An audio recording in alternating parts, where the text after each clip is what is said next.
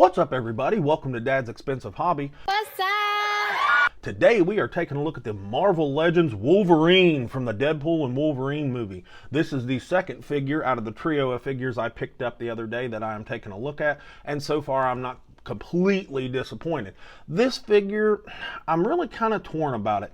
It does a few things that I really like. It has some aspects that I'm really fond of, but there are a couple, three things that I don't really like all at the same time, but we'll get into that here in a minute. First things first, let's get him scaled up and see how tall he is. Let's fucking go. Okay, to the top of his head, he stands exactly 6¼ inches tall, which would make him right at exactly 16 centimeters tall, which is basically the exact same height that Deadpool figure was. But let's stand them back to back and see which one is actually taller. And it kind of looks like Wolverine has him by just a skosh. And I'm not sure exactly how accurate that is. I actually think that Ryan Reynolds is just a bit taller than Hugh Jackman is, but maybe just a little bit. I think on different sites, you can find different heights for them, but I think the one I looked at, they're both listed at the same height. But I think Ryan Reynolds is a little bit taller. There are scenes in the movie where he looked, not significantly taller, but noticeably taller. But I think it's going to work for the figures. Ryan Reynolds is definitely, slimmer and got a little bit smaller stature as far as bulk and stuff. So that works pretty well. That's about all I've got for scale. Let's move in and take a look at his accessories. Propane and propane accessories. All right, now as far as accessories, he doesn't really come with much, but this figure is only like $25 and some change, so I'm not going to complain too much. But what we do get, there is a shining beacon of awesomeness in it. So let's talk about him. He comes with 2 head sculpts in total, and one of them is off the charts fantastic. He comes with the masked head sculpt on him in the package. I have mixed feelings about this one, but we'll get into more detail on that here in a minute.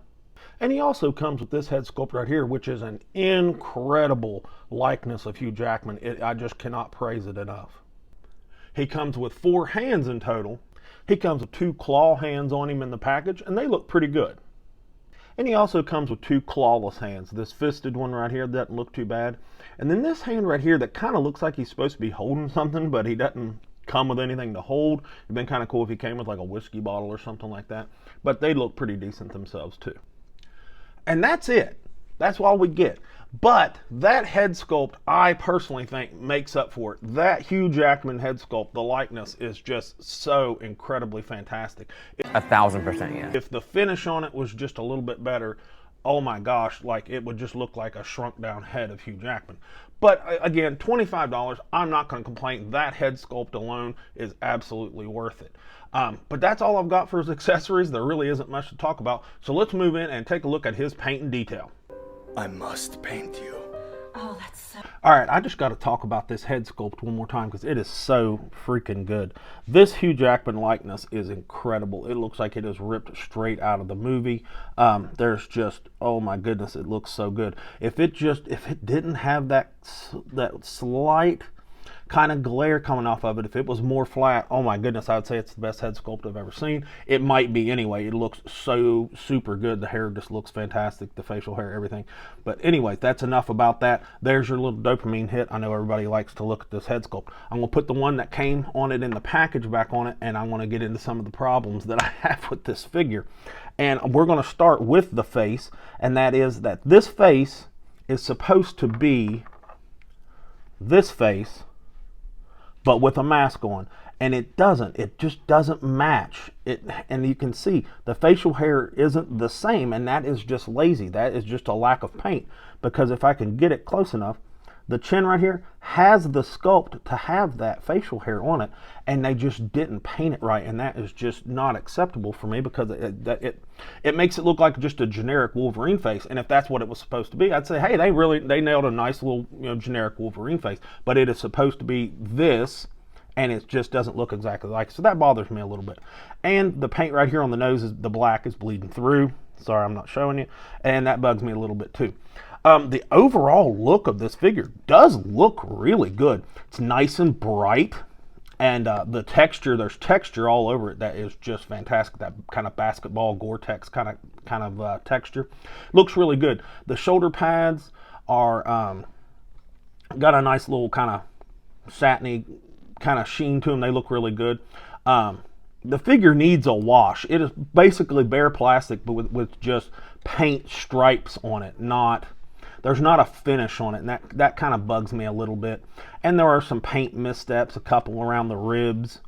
The gloves, the paint right there, the blue is bleeding through from the gloves, and that bothers me. The claws look pretty good. You know, we all know that in the package they can get bent up, but mine came out pretty decent. His boots look really, really good. They're painted nicely, and I like the boots real well. There's some lazy mist spots right here on this paint. There's just a few spots like that kind of throw it off for me a little bit. Other than that, it looks really good. And mine, tell me if yours has this.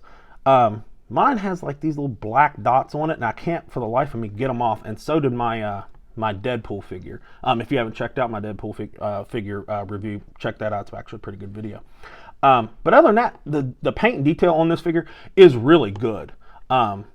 This like I said, this texture is done super well. If they'd have just put a wash on this thing, holy crap, they'd have really put it over the top. But my two complaints are it's plasticky looking, no wash, and they missed the mark on the face. But other than that, it looks pretty good. That other head sculpt, if you just put that other head sculpt on, you really probably won't have any complaints at all about this figure's aesthetic, other than these crazy hips. We're going to talk about that here in a minute. That's all I've got for his paint and detail. Let's move in and talk about his articulation. I'd like to take a second and thank all of you for 300 subscribers. We really appreciate all of you so much. Please enjoy the rest of the video. All right, let's see how well the anchor being moves. Let's start at the head. He looks down halfway decent. Can look up actually pretty well. I'm impressed with that. The head leans side to side pretty well, and that's because it is on a double ball peg. Oh, hallelujah. But it's kind of, again, another poorly implemented double ball peg because it's seated just a little bit too far down in there, and most of the work still comes from the top of the peg. And mine, if anybody else's came like this, if you can see that, mine came a little warped. So it's limiting mine's range of motion a little bit there. That neck, like, y'all see that right through there? That looks like warped or melted or something, so I have a little bit of complaint about that. I'm not going to hold that against the figure as a whole, just that mine is a little jacked up. Tell me down in the comments if yours came out like that. But the head moves all right. Like I said, double ball peg, even a poorly implemented double ball peg is better than a ball hinge. My neck itself, it looks like it's supposed to move. But mine, again, just like the Deadpool figure, doesn't move at all. Shoulders. Get your barf bags, because this is as far out as my shoulders go. We have a problem. That is atrocious. That's terrible, and that's because of these stupid, they're not stupid, but these little shoulder pad thingies there. They are connected to it by this peg up in here, and there's nothing you can do about that. Well, shit. There is just nothing you can do. And that kind of upsets me, because they are on kind of like a ball and hinge kind of butterfly that in theory should really give it nice range, and it doesn't. It's on paper a really good shoulder design, but it's very poorly implemented. That is just, and these are nice and flexible plastic, by the way, so you can see the joint. This is a really nice joint. I think Mafex uses a shoulder joint system like this, and you would think it works, but it does not. It does not bring the arms across the body at all. I caught a fish this big once. That's literally as close as his hands really can get out in front of him, but that's okay. And they don't go back far either. A little bit. You can get a little bit, so you can kind of get him in that pose, that classic Wolverine pose a little bit, but not too well. My disappointment is immeasurable. Shoulders suck. Bicep swivel works fine. Double jointed elbow is killer, just like on Deadpool. And the wrists are on they're not a ball hinge, the palms are a hinge, and they work really well too, so no problem there. Ab articulation, I'm still getting used to this Marvel Legends ab articulation. Crunches really far forward, gets a nice little hump here in the back that doesn't look natural at all, but that's okay, I guess. Leans back pretty far. His abdomen doesn't look quite as stupid as Deadpool's did, but it still doesn't look fantastic.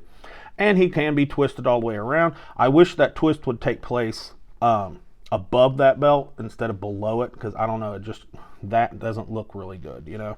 And the belt floats, of course. Here we go.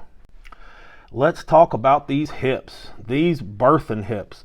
Just, do you see that? What is that? What the fuck is that? Do you see that?